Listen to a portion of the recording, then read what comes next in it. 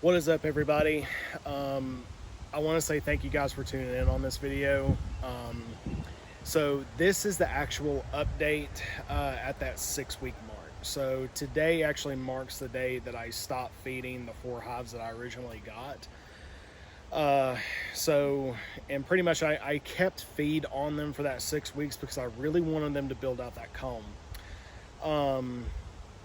And today I'm pulling that off, or I've actually already pulled it off, all with the exception of like one hive.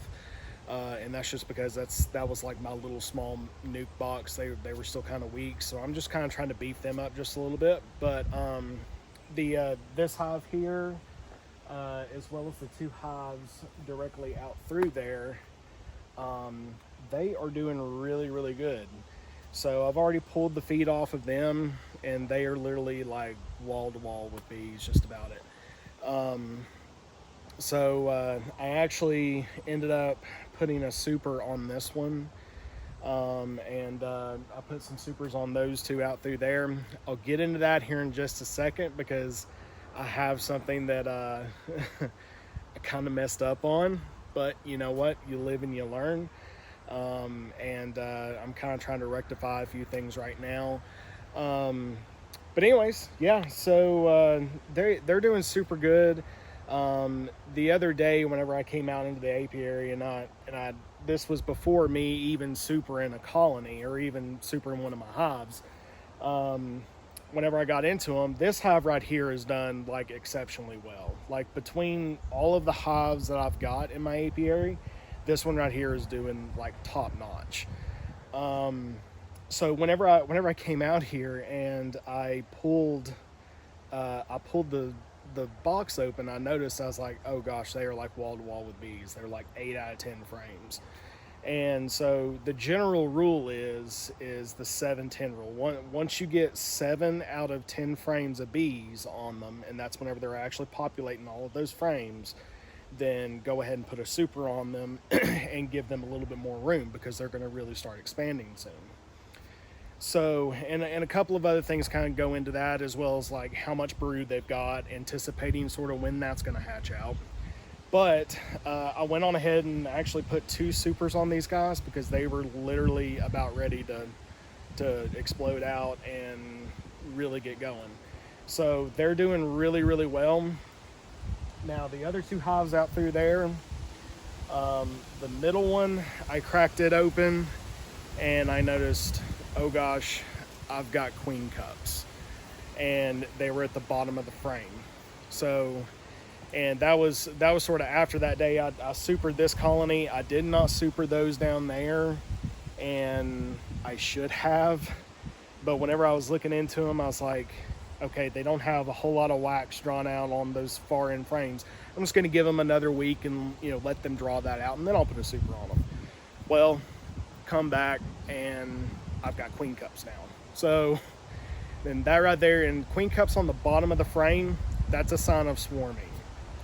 That's letting you know that they're getting ready to move on because they don't have enough of space. That queen has said, I don't have anywhere to lay, and so I'm going to take half the bees with me and we're going to vamoose and go find another spot. It's just a reproductive kind of thing, but if you're in the business of honey production, sort of like what I'm kind of trying to do, that's going to kind of cut your honey production, especially come next year. So I went through and I cut out the queen cups, put 2 supers on there.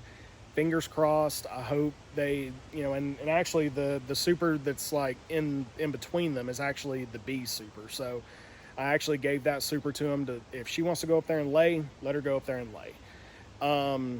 So the only problem though was that whenever I came back, they hadn't really drawn out the wax in that middle super, but she went on ahead and started laying. And I came back again. I noticed I've got queen cups. Now they've got eggs in them. So I'm like, oh crap. So anyways, ended up cutting those out, and I actually ended up double deeping that colony. So I've actually got 2 deeps on that colony. So I'm really hoping that she is coming back up, and that they're moving up and moving that congestion out of the hive. especially out of the brood nest area, and letting, drawing that out there to give her more room to start laying.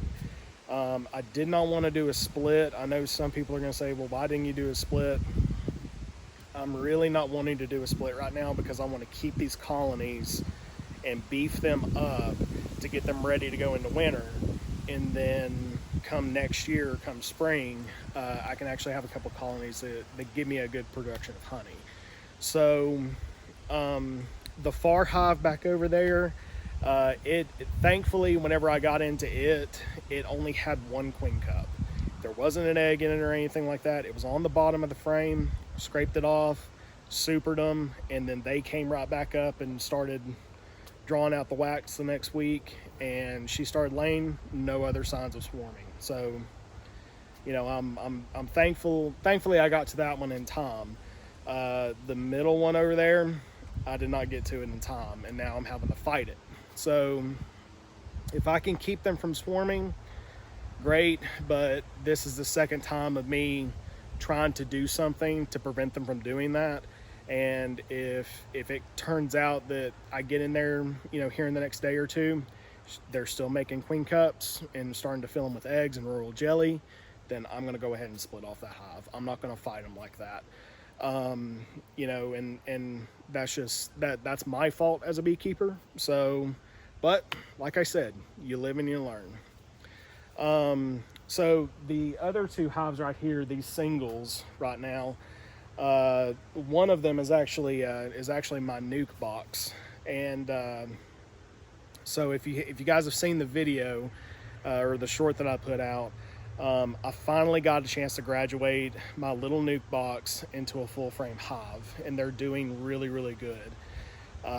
So they, whenever I got them, you kind of root for the underdog, and they were the underdog. So I got them. They were Italians, and there wasn't that many bees in there. They had a really slow startup, everything else. So I put them in a nuke box to kind of give them some room to draw out some wax and stuff like that, because I didn't want to put them in a big box because they would abscond, or they'd be like, this is too much room, we're overwhelmed. So I put them in that nuke box, and within that 6-week period, I came back in like about week 5 and opened them up, and they were wall to wall with bees. And I said, okay, now you guys are going to go on into a full frame box. So I'm going to give them some time to kind of get that right there drawn out. But I mean, hey, they finally made it. They graduated into a full frame box. So I'm really proud about that. This other hive right here in the middle, I actually picked up from a good friend of mine, Johnny Milton. I met him at a beekeeper school.